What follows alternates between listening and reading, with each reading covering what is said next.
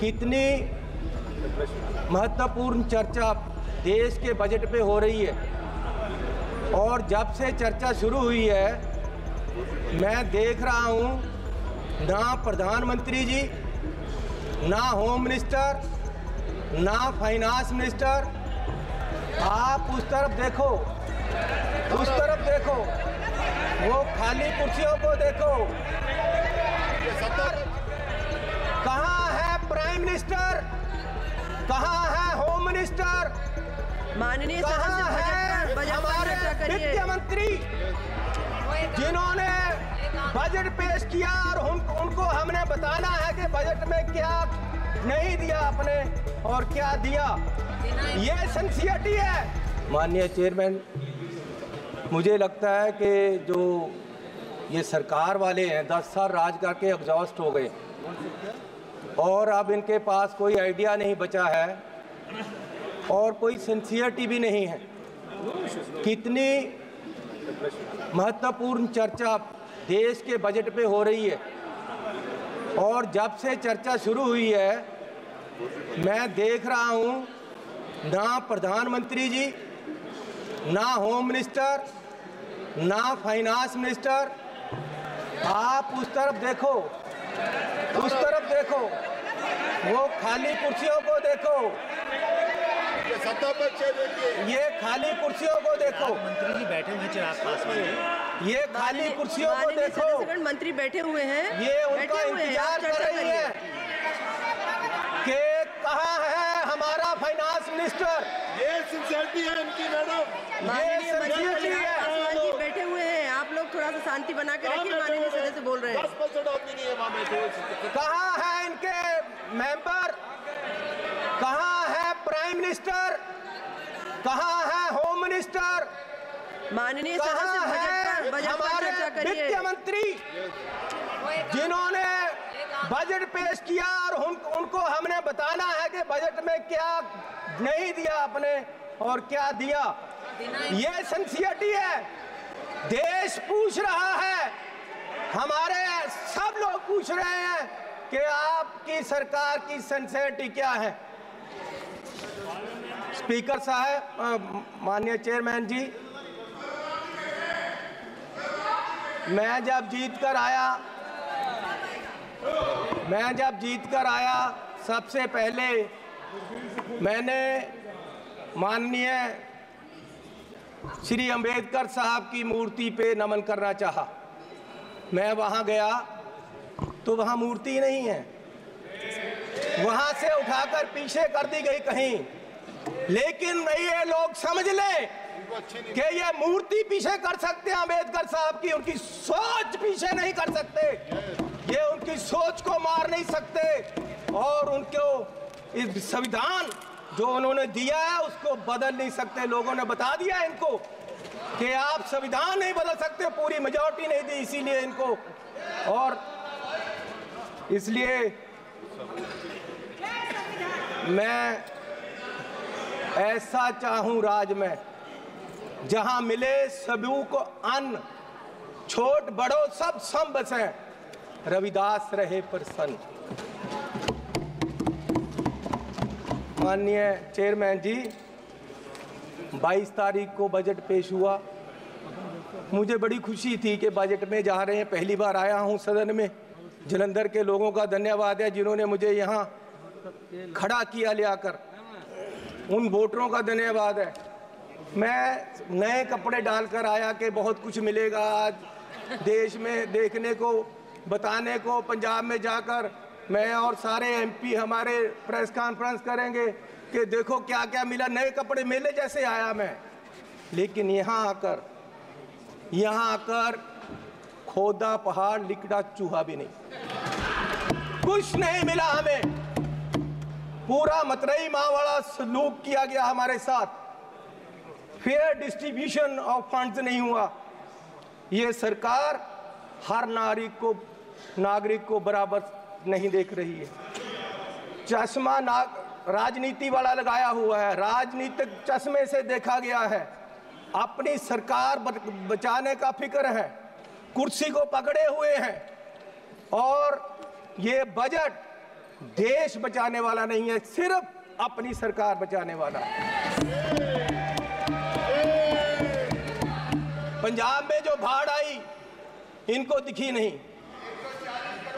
गरीब लोग जो मनरेगा में काम करते हैं, जिनको कांग्रेस की सरकार, मनमोहन सिंह जी सरकार ने गारंटी दी थी 100 दिन की, ये 100 से 101 भी नहीं कर सके, 200 नहीं कर सके। ये उनकी 400 दिहाड़ी, उनका जो वेज है वो बढ़ा नहीं सके।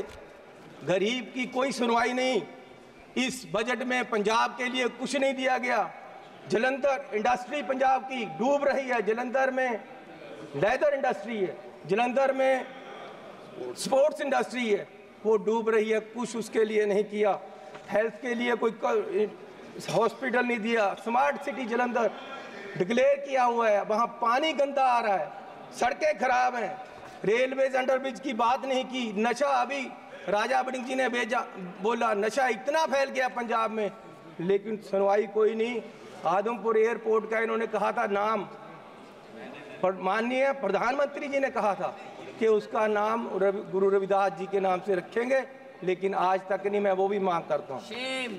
बहुत शोर सुनते थे पहलू में दिल का, जब चीरा तो एक कतराए खून ना निकला।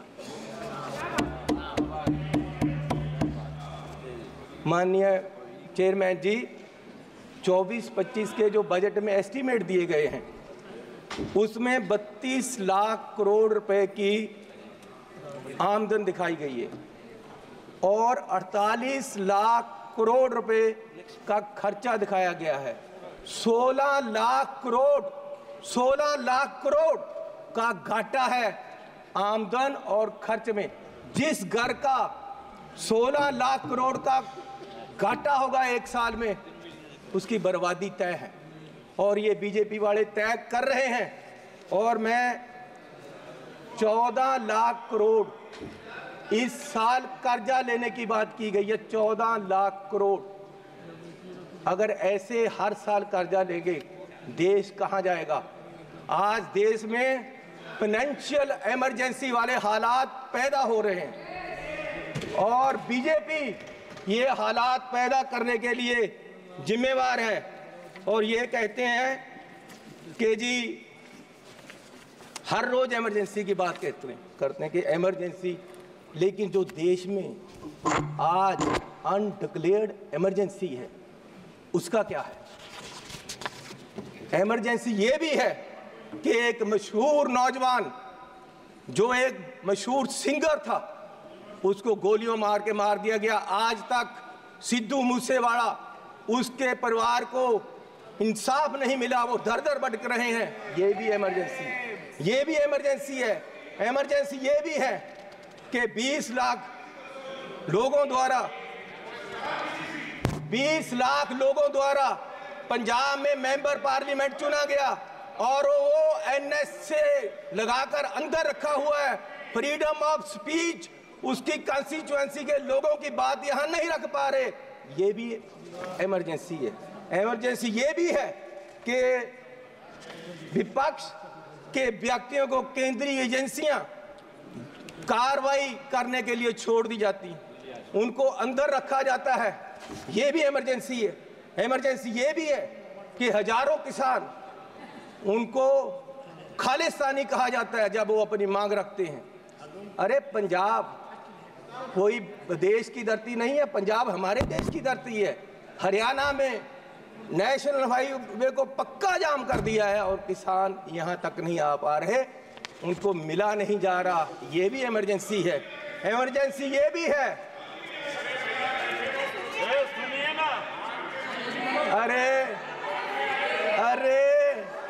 अरे फीलिंग ले लो। गद्दारी का मूल्य मिला है आपको, इसकी फीलिंग ले लो, अच्छा लग रहा है। इमरजेंसी ये भी है कि देश का एक राज्य मणिपुर पिछले 1.5 साल से जल रहा है और उसको अपने हाल पे छोड़ दिया गया है। इमरजेंसी ये भी है।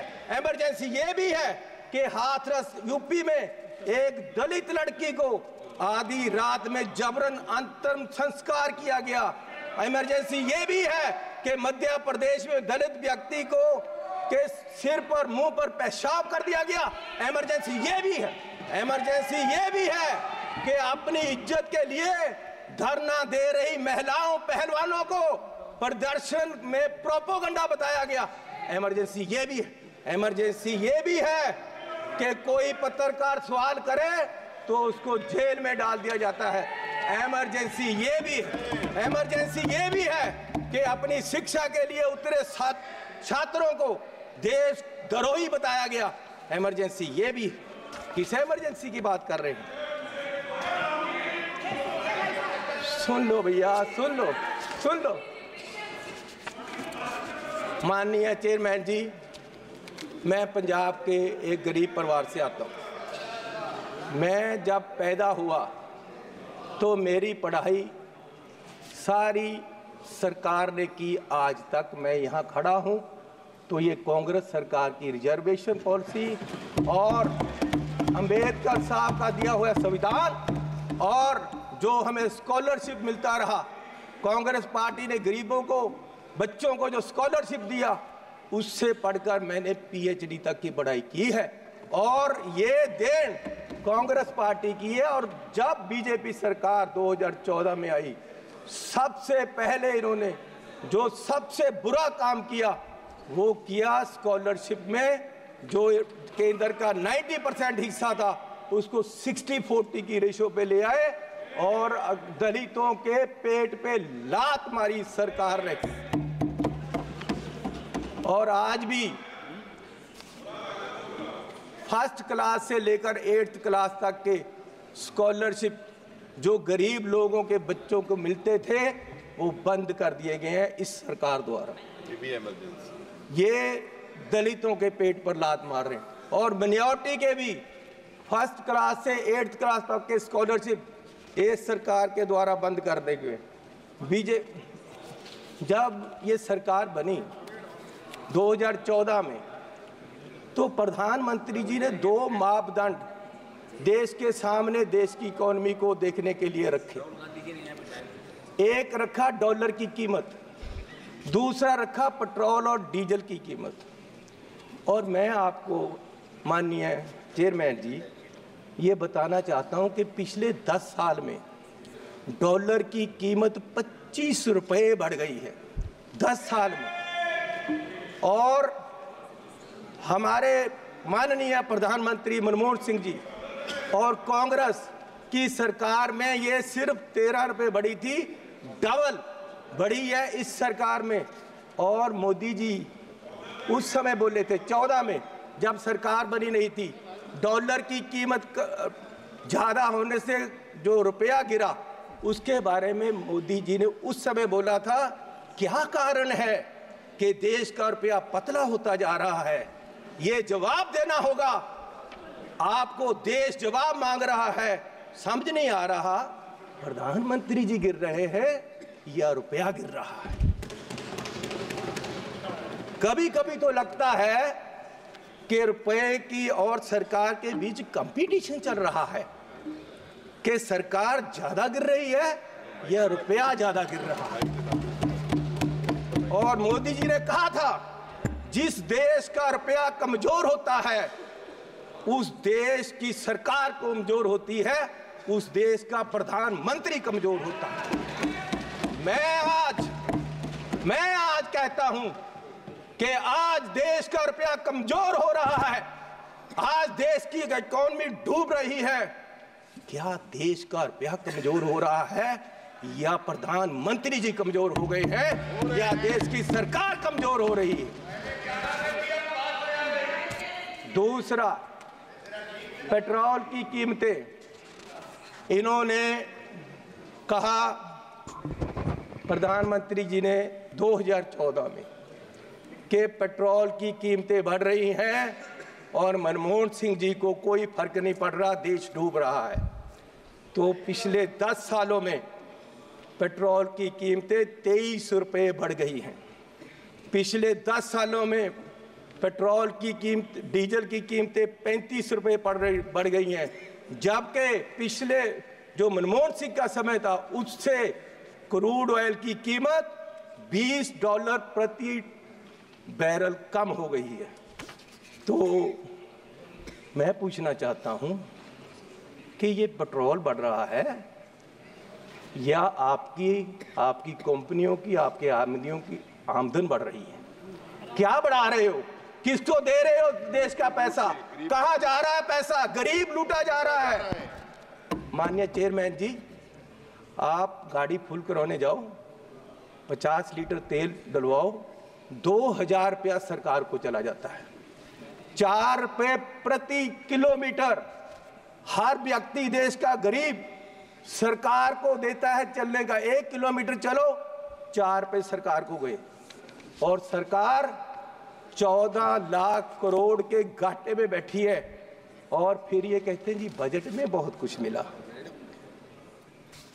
मैं एक एयरपोर्ट पे गया माननीय चेयरमैन जी, तो मुझे एक आदमी आया, उसने गुलदस्ता दिया, मेरा स्वागत किया, अभिनंदन है आपका। मैंने कहा भैया आप कौन हो, मेरा अभिनंदन क्यों कर रहे? बोले जी हम अडानी जी की तरफ से आपका स्वागत कर रहे। मैंने कहा भैया आप मेरा स्वागत क्यों कर रहे हो? बोले जी अब ये एयरपोर्ट हमारा है, अब हमें इसके मालिक हैं, 50 साल के लिए हमने ले लिया है। तो मैंने कहा यार चलो ठीक है, आपने ले लिया, आपका धन्यवाद। मैं जहाज में चला गया, जहाज में गया, वहां फिर मुझे बुक्के मिला। वो कहते जी आपका स्वागत है, हम कंपनी की तरफ से कर रहे। मैंने कहा यार इंडियन एयरलाइन का जहाज है, आप क्या कर रहे हो, आप कौन हो? बोले जी ये जहाज अब हमारी कंपनी का है, ये मोदी जी ने हमें बेच दिया है। तो मैं पूछना चाहता हूं कि क्या क्या बेचोगे, कितना बेचोगे देश को? मैं 7 एयरपोर्ट पे गया, जिनमें लखनऊ, अहमदाबाद, मैंगलोर, जयपुर, गुवाहाटी, त्रिवेंद्रम, मुंबई, ये 7 के 7 एयरपोर्ट अडानी जी की है। 50 साल के लिए उनको दे दिए गए हैं। उनका जो पुत्र है उसकी शादी में गिफ्ट कर दिए गए हैं, और हजारों करोड़ रुपए शादी पे लगा। मेरे लड़के की शादी गुरुद्वारा में हुई।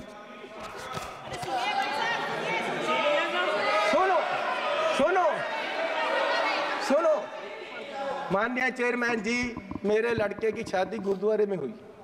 आज तक पुलिस पूछ रही है कि लंगर में क्या क्या पका था,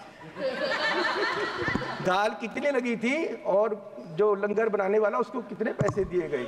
आज तक 2 साल से पुलिस पूछ रही है मुझे, और इस शादी में हजारों करोड़ रुपया लगा है, और प्रधान जी बुक्के लेकर जा रहे हैं, प्रधानमंत्री जी, और उनका स्वागत कर रहे हैं। गरीब को लूटा जा रहा है, गरीब के पास खाने के लिए पैसा नहीं है, और प्रधानमंत्री जी वहां बुक्के लेकर हजारों करोड़ की शादी में जा रहे। कोई बात नहीं, क्या क्या बेचोगे? सारे एयरपोर्ट, जहाज बेच दिए। आप देश की संपत्ति के कस्टोडियन हो, मालिक नहीं हो। आप इसको बेचने की गलती मत करो, देश बर्बाद करने की मत करो। आप अपने आप को स्टेट्समैन बोलते हो, आप अपने आप को देश के बहुत बड़े खैर ख्वाह बोलते हो, और देश को बेच रहे हो। गरीब आदमी कहां जाएगा एक दिन? प्रधान सेवक जो हार समझकर पहना था गला अपना सजाने को, वो नाग बनकर बैठे हैं गला काट खाने को। माननीय चेयरमैन जी, ईस्ट इंडिया कंपनी आई, उन्होंने पहले व्यापार पे कब्जा किया, ईस्ट इंडिया कंपनी ने, और व्यापार के माध्यम से देश की सतह पे कब्जा कर लिया। इनमें और अंग्रेजों में कोई फर्क नहीं, सिर्फ कलर का फर्क है। ये भी पहले सतह पे काबज हुए, और फिर सतह के माध्यम से आज ये देश की राजनीति के माध्यम से पूरे देश के व्यापार पे अपने आदियों का कब्जा करा रहे हैं। और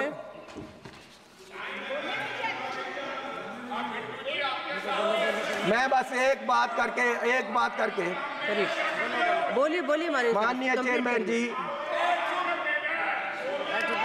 कोई बात नहीं, बैठ जाओ जी, बैठ जाओ।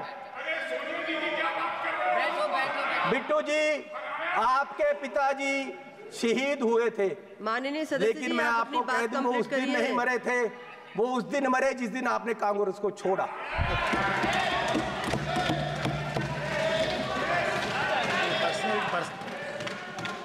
आज देश माननीय सदस्य- राहुल गांधी जी की माननीय तरफ देख सदस्य रहा से है। मैं आग्रह कर रही हूँ, माननीय पर्सनल चेयरमैन टिप्पणी न जी, करें। आप वो मुझे तंग कर रहे हैं जी, उनको बोलो बैठे। इनको बुलाइए। वो पंजाब से आए थे, इसका मतलब ये नहीं कि मुझे तंग करते रहे। माननीय सदस्य सुनील तत्पड़े माननीय जी, चेयरमैन जी, मैं आपसे निवेदन करना चाहता हूँ कि इन्होंने आप मेरा नाम लिया। मेरे दादाजी सरदार बेअंत सिंह जी, उन्होंने कुर्बानी देश के लिए दी, कांग्रेस के लिए नहीं दी, देश के लिए दी। और ये इस चन्नी की बैठो। ये अपनी जायदाद पूछे इनको, ये आप गरीबी की बात कर रहे हैं। अगर सारे पंजाब से सबसे अमीर आदमी ये ना हो और सबसे करप्ट ना हो, मैं अपना नाम बदल दूंगा। हजारों करोड़ का मालिक ये चरणजीत चन्नी है। और ये गोरा किसको कह रहे मैं हैं? माननीय सदस्य से सोनिया आग्रह गांधी कर जी, रही हूँ, वो व्यक्तिगत कहाँ के हैं ये कोई पहले विषय यहाँ न बताएं। रखें। भाई सोनिया गांधी जी कहाँ के हैं? ये सबसे मीटू में, ये सारे केसों में ये सबसे करप्ट है।